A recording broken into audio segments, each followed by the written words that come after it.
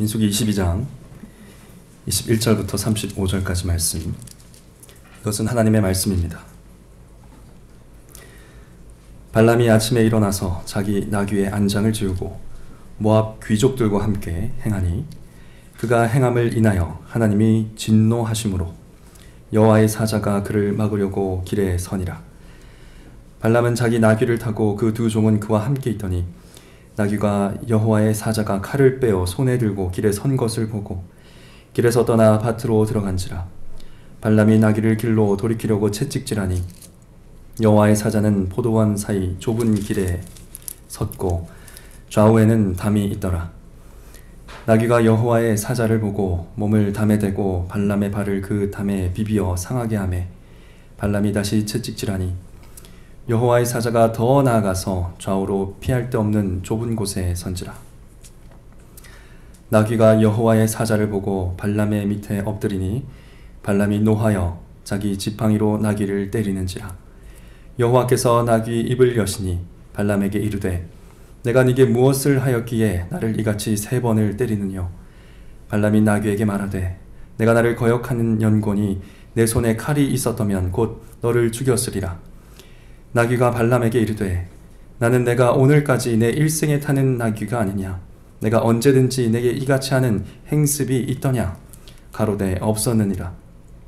때에 여호와께서 발람의 눈을 밝히시매 여호와의 사자가 손에 칼을 빼어들고 길에 선 것을 보고 머리를 숙이고 엎드리니 여호와의 사자가 그에게 이르되 너는 어찌하여 내 나귀를 이같이 3번 때렸느냐.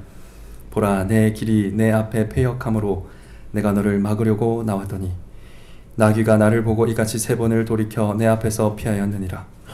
나귀가 만일 돌이켜 나를 피하지 아니하였다면 내가 벌써 너를 죽이고 나귀는 살렸으리라. 발람이 여호와의 사자에게 말씀하되 내가 범죄하였나이다. 당신이 나를 막으려고 길에 서신 줄을 내가 알지 못하였나이다. 당신이 이를 기뻐하지 아니하시면 나는 돌아가겠나이다. 여호와의 사자가 발람에게 이르되 그 사람들과 함께 가라. 내가 네게 이르는 말만 말할지니라. 발람이 발락의 귀족들과 함께 가니라. 아멘. 네, 오늘은 십자가의 감추임과 두 번째 십자가의 저주 우리의 복이라는 제목의 설교를 선포하겠습니다. 오늘 사실 민수기 22장부터 23장까지 다 읽어야 되는데 방금 읽은 부분만 읽었습니다. 우리가 죄가 있다라는 것은 우리가 저주를 받았다는 의미입니다. 그러나 예수 그리스도께서 십자가에서 저주를 받으심으로 우리를 복되게 하셨습니다. 오늘 읽은 말씀을 통해서 십자가에서 저주를 받으시고 대신 우리에게 복을 주신 예수 그리스도의 은혜를 깊이 상고하게 되시기를 바랍니다.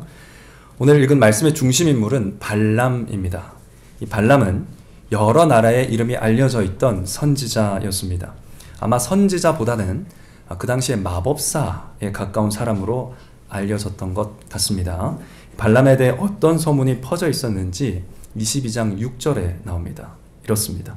그대가 복을 비는 자는 복을 받고 저주하는 자는 저주를 받을 줄을 내가 알미니라.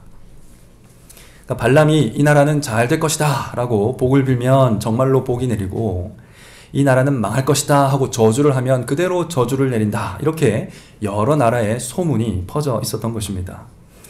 말하는 대로 된다니까 정말 마법사 같지 않습니까? 오늘 말씀을 보면 이 마법사 발람이 아침 일찍 당나귀를 타고 여행을 떠나고 있습니다. 어디로 가고 있습니까? 네, 모압 나라 귀족들과 함께 모압이라는 나라로 가고 있습니다. 모압 왕 발락이 발람을 초대했기 때문입니다. 여러분 이름이 좀 비슷한데요. 헷갈리지 마시기 바랍니다. 타락한 모압 왕은 발락이고요. 바람을 일으키는 마법사는 발람입니다. 이렇게 기억하시면 되겠습니다. 자, 발락 왕은 왜 발람을 초대했을까요? 이스라엘에 저주의 마법을 걸기 위함이었습니다. 이스라엘은 모세가 약 40년 동안 광야에서 이끌고 있는 하나님의 백성이었습니다. 그런데 왜 이스라엘을 저주하려고 했습니까? 이스라엘 백성이 모압 나라 바로 옆에 있는 아몰이라는 나라를 격파했다는 소식이 들려왔고 그 강력한 나라를 무찌르고 이제 모압 땅 코앞에까지 와 있다는 소식이 들려왔기 때문입니다. 이 아몰이라는 나라에는 2명의 왕이 있었고요. 그 무기는 아주 강력했고요. 그리고 두꺼운 성벽도 있는 그 벽을 세운 성벽도 가지고 있었습니다. 그런데 이스라엘이 아모리와 싸워서 이겼다는 소식이 이 모압 왕 발락에게 들린 것입니다. 게다가 이런 소문도 들려옵니다. 약 40년 전에 이 백성은 그 강대국 애굽을 거의 망하다시피 만들고 그곳에서 탈출한 민족이다. 이런 소식까지 들려옵니다. 그러면 도대체 이스라엘이라는 나라가 얼마나 강한 나라란 말입니까? 발락이 굉장히 무서웠던 것입니다. 두려웠습니다. 하지만 감히 싸울 엄두는 내지 못하고 있었습니다. 그래서 뭔가를 해야겠다고 생각한 이 발락 왕은 마법사 발람을 떠올렸던 것입니다. 이스라엘에게 저주를 내려서 모압을 지키려고 했던 것이죠. 마치 미사일을 쏘는 것처럼, 근접전은 못하겠고 미사일을 쏘는 것처럼 저주의 미사일을 쏴버리면 직접 싸우지 않고도 이스라엘을 망하게 만들 수 있겠다라고 믿었던 것입니다. 발락 왕은 발람을 데려오기 위해서 돈을 두둑히 준비하고요, 예물도 준비하고요, 또 사람들도 많이 보냈습니다. 와서 이스라엘을 저주해 주십시오라고 부탁을 했지요. 발람은 하나님께 여쭤보고 답을 주겠다고 말했습니다. 그런데 하나님이 발람에게 이렇게 물어보십니다. 22장 9절을 보시면요, 하나님이 발람에게 임하여 가라사대 너와 함께한 이 사람들이 누구냐? 너와 함께한 이 사람들이 누구냐? 여러분, 하나님은 이렇게 질문을 하셨는데 지금 이 사람들이 누군지 몰라서 물어보셨을까요? 네, 그렇지 않겠죠. 여러분, 아담이 선악과를 먹고 숨어 있을 때 물어보셨습니다. 아담아, 네가 어디 있느냐? 이게 지금 정말 그 동산에 숨은 아담을 못 찾아서 못 찾겠다 꾀꼬리 하신 겁니까? 그게 아니죠. 네가 왜 숨어 있느냐? 너를 숨게 만든 죄를 네가 지은 것이 아니냐? 라고 아담의 죄를 떠올리게 만드신 것이죠. 깨닫게 하신 것입니다. 지금 발람에게 하는 말씀도 마찬가지 의도를 가지고 있는 질문입니다. 이 사람들이 누구냐? 이 사람들이 지금 누구를 저주하려고 하는지 네가 들었지 않느냐? 그런데 지금 네가 나한테 물으러 왔느냐? 이렇게 추궁하고 있는 것입니다. 발람을 깨우치셨던 것이죠. 그런데 오늘 발람이 한결같이 눈치가 없습니다. 하나님의 뜻을, 의중을 파악하지 못합니다. 그러자 하나님이 뭐라고 하셨습니까? 12절을 보시면요, 하나님이 발람에게 이르시되 너는 그들과 함께 가지도 말고 그 백성을 저주하지도 말라. 그들은 복을 받은 자니라. 이 수사적으로 말을 하니까, 말을 못 알아들으니까 이 발람에게 분명하게 말씀하셨습니다. 첫째, 뭐라고 하셨습니까? 가지 말라. 둘째, 그 백성을 저주하지도 말라. 셋째, 그 이유는 뭔가? 그들은 복을 받은 자이기 때문이다. 네, 22장, 23장 전체에서 오늘 이 말씀이 가장 중요합니다. 가지 말아라. 저주하지도 말아라. 그들은 복을 받은 자다. 이것이 하나님의 분명한 뜻이었습니다. 밝히셨습니다. 사랑하는 성도와 또 우리 자녀 여러분, 하나님이 이스라엘에게 복을 주신 분입니다. 여러분, 이 땅에 복을 내릴 수 있고 또 저주를 내릴 수 있으신 분은 오직 하나님밖에 없습니다. 생사화복, 삶과 죽음과 저주와 복을 주관하시는 분은 오직 하나님 뿐이십니다. 발람이 복을 믿은 자가 복을 받고 발람이 저주하는 자가 저주를 받는 게 아닙니다. 하나님만 복과 저주를 내리실 수 있습니다. 왜냐? 사람의 말은 헛될 뿐이지만 하나님의 말씀은 영원하고요, 하나님의 말씀은 한마디도 땅에 떨어지는 법이 없기 때문입니다.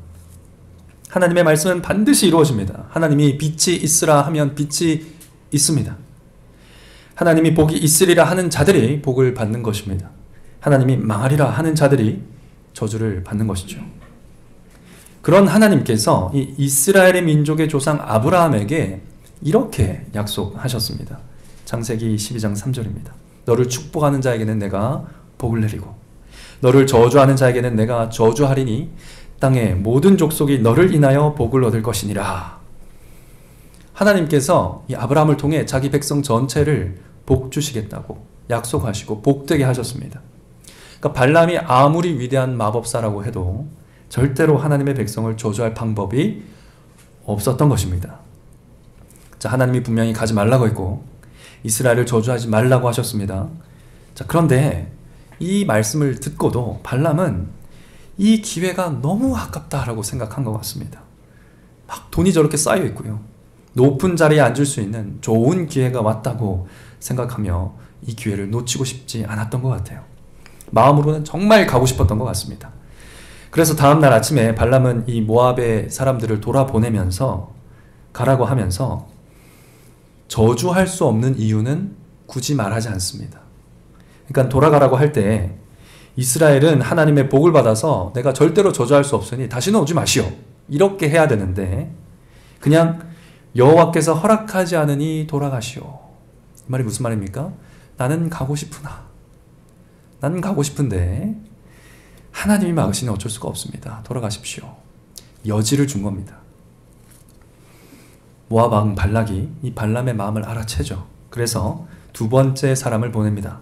더 높은 귀족을 더 많이 보내고요. 또 당신을 높은 사람으로 만들어주겠다. 뭐든 당신이 말하는 대로 하겠다. 라고 약속도 했습니다. 자, 우리 자녀 여러분이 특히 발람이라면 뭐 어떻게 하겠습니까? 어떻게 해야 되겠습니까? 일생일대의 기회입니다. 정말 큰 부자가 될 수 있고요. 뭐든지 할 수 있는 힘도 가질 수 있습니다. 하나님이 이미 안 돼 하셨던 말씀을 근데 기억한다면 어떻게 하는 게 맞습니까? 이런 선물 저런 약속들이 무슨 소용이 있나? 하나님이 안 된다고 딱 잘라 말씀하셨기 때문에 돌아가시오. 하나님의 뜻은 변하지 않았소. 이렇게 하면서 거절했어야 했습니다. 그런데 오늘 19절에 보시면요, 발람은 이렇게 말합니다. 여호와께서 내게 무슨 말씀을 더 하실는지 알아보리라. 여러분, 알아볼 필요가 있습니까? 분명히 말씀하지 않았나요? 여기서부터 발람은 자기 욕심을 고집하기 시작합니다. 안 되는 줄 알면서도 여쭤보겠다고 하지요. 사실 18절까지 보시면 이 발람이 굉장히 하나님의 사람같이 보이는 면모가 있습니다. 18절에 보시면 은과 금을 집에 가득 채워주더라도 하나님의 말씀을 어기지 못하겠다라고 말하죠. 자, 하나님의 말씀을 어기지 못하겠다고 말을 했는데 어기지 못하겠으면 어떻게 해야 됩니까? 당장 돌려보내야 되죠. 그런데 하나님의 뜻을 내가 물어보겠다 하는 것은 이 말이 속임수라는 것을 의미합니다. 사실 발람은 모압 사신들에게 자기 몸값을 높이고 있습니다. 지금 뭐라고 말하는 거냐면요, 자, 이거 사실 하나님한테 다시 묻는 거 안 되는 거예요. 저니까 하는 겁니다. 제가 한 번만 더 가서 하나님한테 말해보겠습니다. 이러면서 이 자기 몸값을 이렇게 높이고 있는 겁니다. 그런데 하나님이 놀랍게도 뭐라고 말씀하십니까? 발람에게 이렇게 하시죠. 그 사람들이 너를 부르러 왔거든 함께 가라. 가라 말씀하십니다. 자, 여러분, 이 말씀도 잘 들어야 됩니다. 여러분, 이 말씀은 가라는 허락일까요? 그렇지 않습니다. 이 말씀은 하나님 안 되는 거 알지만 저는 한번 고집을 피워보겠습니다. 아무래도 모압으로 가야 될 것 같은데 어떻게 할까요? 라는 이 발람의 욕심에 대한 하나님의 답입니다. 그래, 저들이 너를 부르러 다시 와서 너를 인정해 주는 것이 그렇게 좋으냐? 그렇게 좋거든. 내가 전에 했던 말은 깡 무시하고 너를 부르러 온 사람들을 따라 가버려라. 그런 의미입니다. 여러분, 부모님이 너 장난 한 번만 더 쳐라 하는 것은 정말 즐겁게 장난을 한 번 더 치라는 얘기인가요? 아니죠. 이제 한 번만 더 장난치면 끝이란 얘기죠. 하나님도 지금 그런 말씀을 하시는 겁니다. 가면 안 된다 라는 말씀을 하신 것이죠. 그런데 국제적으로 유명한 이 선지자 발람은 하나님의 뜻을 전혀 읽어내지 못합니다. 기분 좋게 모압으로 떠나고 있습니다. 그래서 오늘 읽은 21절에 보시면 아침에 떠나고 있죠. 기분 좋게 짐 싸서 아침에 일찍 떠나고 있습니다. 발람이 지금 얼마나 설레는지 보이지 않습니까? 정말 얼마나 가고 싶어 하는지를 드러내고 있습니다. 숨기려고 했지만 이게 본 모습이었습니다. 그래서 하나님은 진노하시죠. 하나님의 사자 천사를 보내서 길을 막으셨습니다. 천사가 칼을 빼들고 길목을 지키고 서 있게 하셨습니다. 근데 재미있는 것은 그 무시무시한 천사를 당나귀는 봅니다. 근데 발람은 못 봐요. 그러니까 당나귀가 길로 못 가고 막 밭으로 도망갑니다. 발람은 채찍질을 하면서 계속 모압으로 가려고 하죠. 하나님의 천사는 좌우의 벽에 있는 막다른 골목을 막아 섰고요. 계속 몰아붙입니다. 당나귀는 결사적으로 가지 않으려고 합니다. 그러다 보니까 막 벽에 발람의 다리를 비벼서 다치게 합니다. 발람을 살리려고 이러는 거죠, 지금. 그런데 발람을 보시면 잘 보십시오. 말로, 지금 말을 가지고, 저주를 가지고 한 나라를 망하게 하겠다는 사람이 이 말로 당나귀 한 마리도 다루지를 못합니다. 어쩔 줄을 몰라요. 채찍질하고요, 지팡이로 때리고요, 칼이 있으면 죽인다고 막 협박하죠. 말이 통하게 될 때. 여러분, 이 사람 마법사 맞습니까? 또 다른 나라를 지금 말로 저주하러 가겠다는 사람이, 다른 나라를 이제 완전히 끝내버리겠다고 지금 가고 있는 사람이 자기 코앞에 있는 죽음도 보지를 못합니다. 여러분, 이 사람 선지자 맞습니까? 아니죠. 여기서 드러납니다. 발람은 아무 능력이 없는 사람입니다. 당나귀의 눈을 밝히신 분도 하나님이시고 발람의 눈을 어둡게 하신 분도 하나님이십니다. 오직 하나님만 복과 저주를 내리실 수 있는 온 세상의 왕이라는 것을 지금 이 성경이 보여주고 있는 것입니다. 드디어 하나님이 당나귀의 입을 여시고 당나귀가 말을 하게 합니다. 내가 네게 뭘 했다고 나를 3번이나 때리느냐? 내가 일생 동안에 너를 태운 당나귀가 아니냐? 내가 일생 동안 이런 행동을 한 적이 있느냐? 맞는 말이죠. 다 맞는 말입니다. 우리는 당나귀가 말을 한 것에 대해서 신기해하고 놀랄 수 있는데요, 더 놀라워야 되는 건 뭐냐면 당나귀가 발람의 말보다 더 옳은 말을 했다는 겁니다. 여러분, 하나님은 당나귀로도 옳은 말을 하게 하실 수 있는 분이죠. 발람은 코앞에 죽음도 모르고 당나귀만 때리고 있는데 발람을 살린 것은 말하는 당나귀였습니다. 드디어 하나님은 발람의 눈을 밝히시고 모든 것을 보게 하셨습니다. 무시무시한 칼을 들고 있는 천사를 본 발람은 그제서야 모든 것을 깨닫고 그제서야 머리를 숙이고 엎드리게 됩니다. 31절 보시면 머리를 숙이고 엎드리게 됩니다. 하나님은 이 사건을 통해서 발람에게 지금 분명하게 경고하고 계신 것입니다. 네가 정 가고 싶어 하니까 내가 너를 보내긴 하겠으나 너는 가서 내가 전하는 말 외에는 아무 말도 해서는 안 된다. 지금 뭐라고 경고하신 거냐면요, 네가 그 예언하고 있을 때 그 옆에 천사가 칼 들고 서 있을 거야. 이걸 이렇게 경고를 하신 겁니다. 굉장히 무서운 경고죠. 하나님은 처음에 하신 말씀과 똑같은 말씀을 하고 계십니다. 12절 말씀. 너는 그들과 함께 가지 말고 그 백성을 저주하지도 말라. 그들은 복을 받은 자니라. 이 말씀을 한 번 더 반복하신 거나 다름이 없습니다. 하나님은 이스라엘을 저주하지 못하게 막으셨던 것입니다. 그들은 하나님의 복을 받은 자들이었기 때문입니다. 이후에 어떤 일이 벌어집니까? 저주의 미사일이 아니라 축복의 미사일이 3번이나 이스라엘 한복판에 떨어집니다. 그럼 발락 왕이 이제 저주하라고 명령할 때마다 발람은 이스라엘을 굉장히 축복합니다. 여러분, 궁금하시면 오늘 집에 가서 꼭 이후의 이야기를 읽어보시기 바랍니다. 하나님은 발람을 이스라엘의 적진 한가운데로 보내셔서 그 적진 한가운데서 이스라엘을 3번이나 축복하게 만드셨습니다. 저주를 통해서 이스라엘에게 미사일을 쏘려고 했던 발락의 계획은 완전히 실패하게 된 것입니다. 하나님은 저주를 막으시고 축복하게 하셔서 이스라엘을 지키셨던 겁니다. 여러분, 놀라운 사실은요, 이런 일이 벌어지고 있는지 없는지 이스라엘 백성은 몰랐다는 겁니다. 이스라엘 백성이 알 수 없던 곳에서, 이스라엘 백성이 알 수 없던 때에 이런 일이 일어나고 있었던 겁니다. 하나님은 이스라엘 백성이 모르고 있을 때에도, 잠을 자고 있을 때에도 다른 나라들까지 다 간섭하시면서 자기 백성을 복되게 지키시는 하나님이십니다. 이것이 오늘 본문의 내용입니다. 사랑하는 성도 여러분, 또 우리 자녀 여러분, 우리는 이 이야기에서 하나님이 어떤 분인지를 알 수 있습니다. 하나님은 이스라엘이 받을 저주를 복으로 바꾸셨습니다. 우리는 여기서 하나님이 자기 백성을 위해 저주를 막으시고 대신에 복을 내려주시는 하나님이라는 사실을 발견하게 되는 것입니다. 하나님은 이스라엘이 저주가 아니라 복을 받도록 보호하셨습니다. 근데 그 이유가 무엇이었습니까? 이스라엘이 복을 받은 자였기 때문입니다. 여러분, 이스라엘이 어떻게 하나님의 복을 받았을까요? 이스라엘이 인구가 막 많고 그래서 아주 강력한 나라여서 복을 받았습니까? 싸움을 잘하는 군대가 많은 백성이라서 복을 받았습니까? 하나님을 잘 섬겨서 복을 받았습니까? 하나님의 말씀을 잘 따르고 순종해서 복을 받았습니까? 그렇지 않습니다. 아니에요. 이스라엘이 아니라 하나님 때문에 복을 받은 겁니다.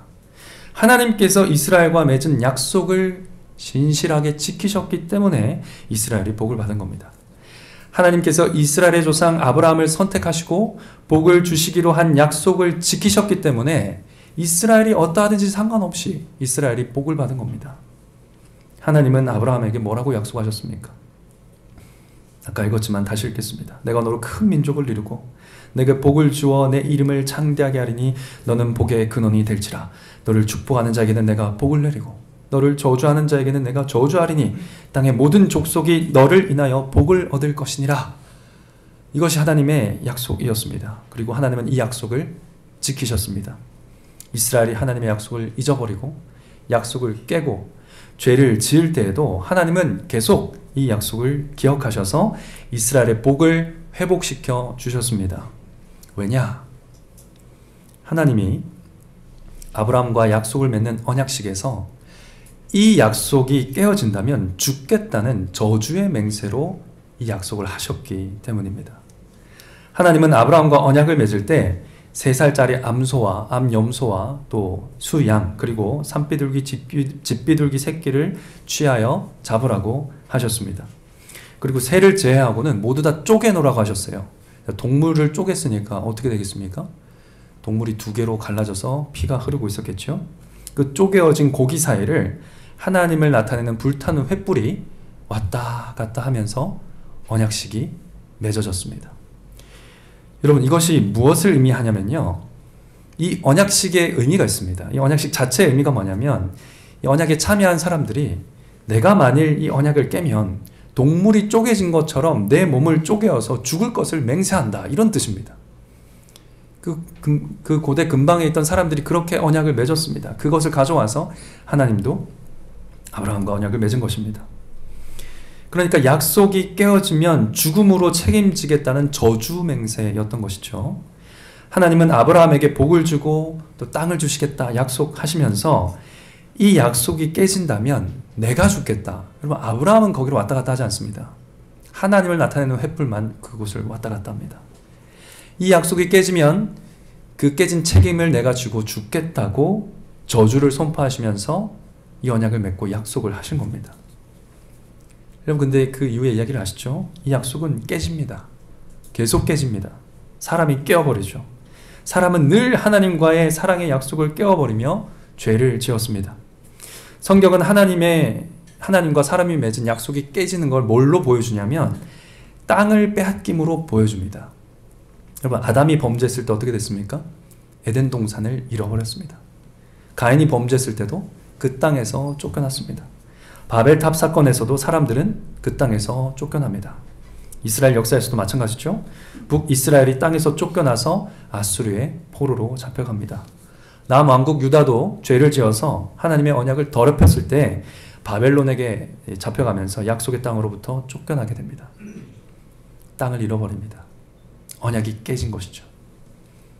왜입니까? 누가 깼습니까? 늘 사람의 죄 때문에 깨졌습니다. 하나님과의 약속을 깨는 쪽은 언제나 사람이었습니다. 하나님의 사랑을 저버리는 쪽은 늘 사람입니다. 그런데 아브라함과 약속하실 때 하나님이 깨어진 약속에 대한 책임을 하나님이 지겠다고 죽음의 저주로 약속하셨습니다. 약속을 깨어버린 책임을 하나님이 지고 죽겠다고 저주와 같은 맹세를 하신 겁니다.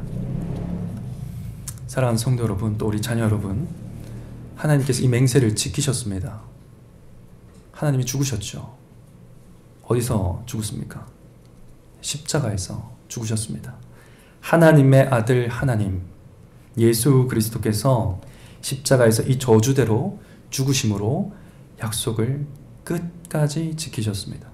갈라디아서 3장 13절 그리스도께서 우리를 위하여 저주를 받은 바 되사 율법의 저주에서 우리를 속량하셨으니 기록된 바 나무에 달린 자마다 저주 아래 있는 자라 하였음이라.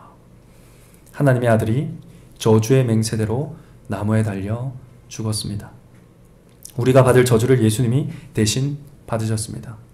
성경은 그 이유를 뭐라고 말합니까?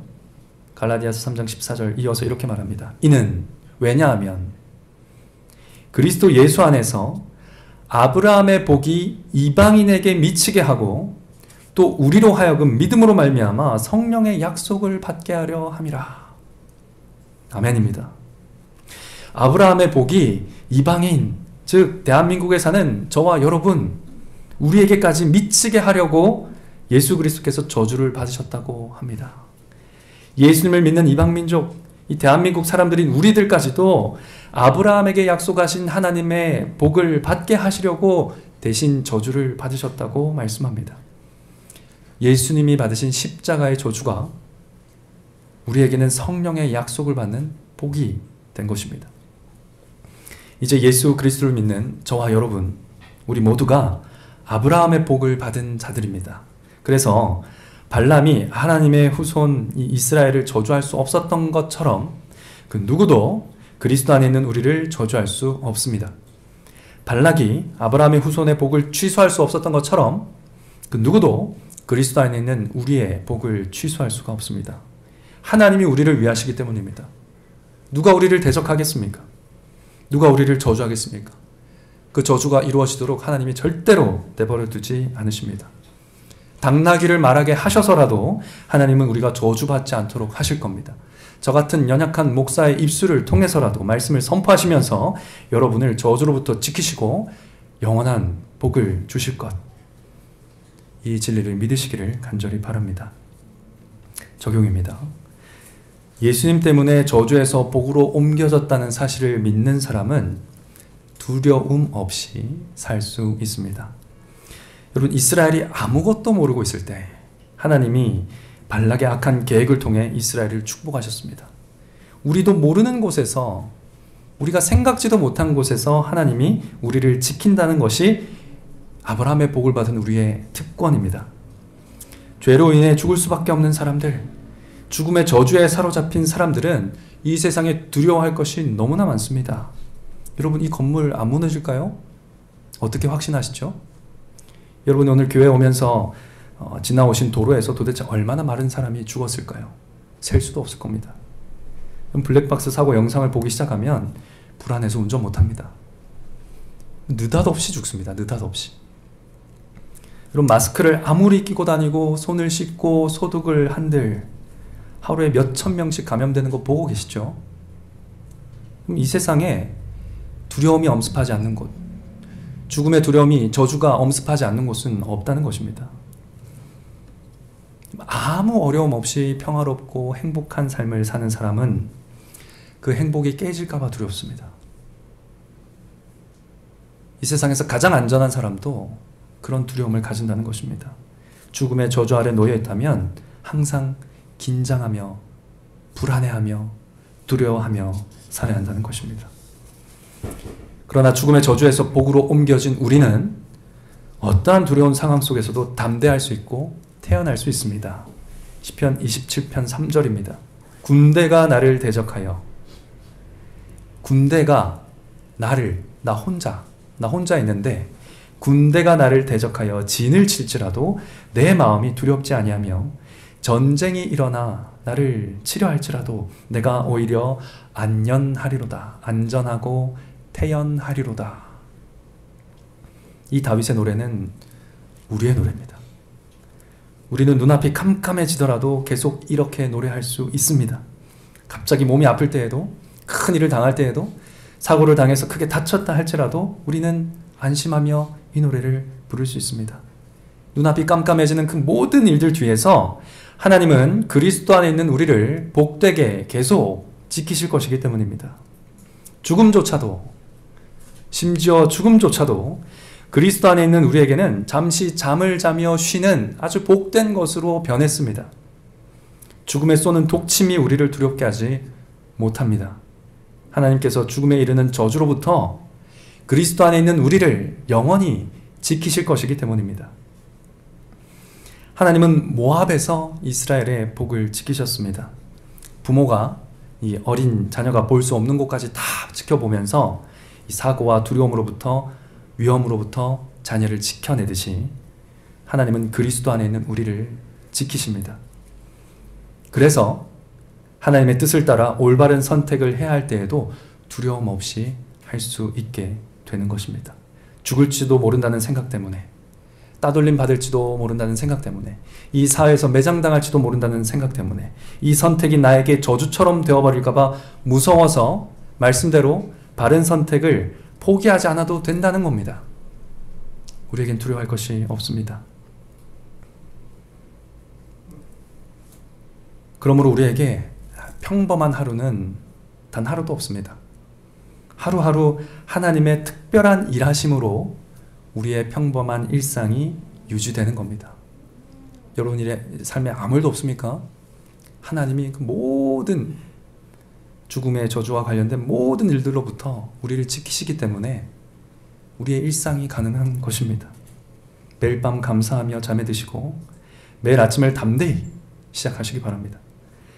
아버지의 팔을 믿는 자녀는요, 아버지의 손을 잡고 가다가 아무 두려움 없이 두 다리를 딱 접고 아버지의 팔 그네를 탑니다.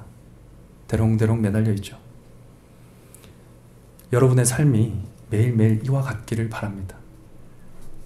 매일 여러분의 삶이 우리를 지키시는 아버지의 손을 의지하기에 두려움이 없는, 그래서 즐거운 그런 삶이 되기를 간절히 소망합니다.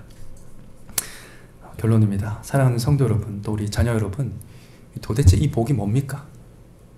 자꾸 이제 복이라고, 저주가 아니라 우리가 복으로 옮겨졌다고 얘기했는데 이 복이 뭘까요? 내가 잘 되는 겁니까? 부자가 되는 겁니까? 행복해지는 겁니까? 하나님이 끝내 지켜내고 마시는 이 복은 도대체 무엇입니까? 이 복은 바로 하나님이 우리의 하나님이 되시는 복입니다. 우리가 하나님의 백성, 하나님의 가족, 하나님의 자녀가 되는 복입니다. 예수님과 우리가 머리와 몸처럼 한 몸을 이루는 복이고요. 성령 하나님께서 우리 몸에 늘 거주하시는 복이고요. 하나님이 우리 안에, 우리가 하나님 안에 있어서 하나님과 우리가 사랑으로 연합하는 복입니다. 그래서 우리가 정말 두려워해야 할 것은 우리 삶에 일어나는 여러 비극적인 슬픈 이런저런 사건들이 아닙니다. 우리가 정말 두려워해야 할 것은 이 복을 머리로만 알고 실제로 누리지 못하는 것이 우리가 가장 두려워해야 할 것입니다. 이 복을 모르고 죽어가는 것이 가장 두려운 일이죠. 이 복을 하찮게 여기게 되는 게으름을 우리는 가장 두려워해야 할 것입니다. 이 놀라운 복을 믿음으로 받으신 우리 사랑하는 성도 여러분, 또 우리 자녀 여러분, 십자가의 저주가 우리의 복이라는 것을 믿으시기 바랍니다. 또 아직 이 복을 모르는 분이 혹시 이 자리에 계시다면, 그래서 죽음의 저주 아래 괴로워하고 계신 분이 있다면 십자가 예수님께로 나아가시기 바랍니다. 예수 그리스도를 믿는 자마다 저주에서 복으로 옮겨진다는 것을 믿고 회개하시기 바랍니다. 삼위 하나님과 함께하는 복이 영원할 것입니다. 이 참된 복이 여기 모인 여러분 모두와 함께하기를 성부와 성자와 성령의 이름으로 간절히 축원합니다.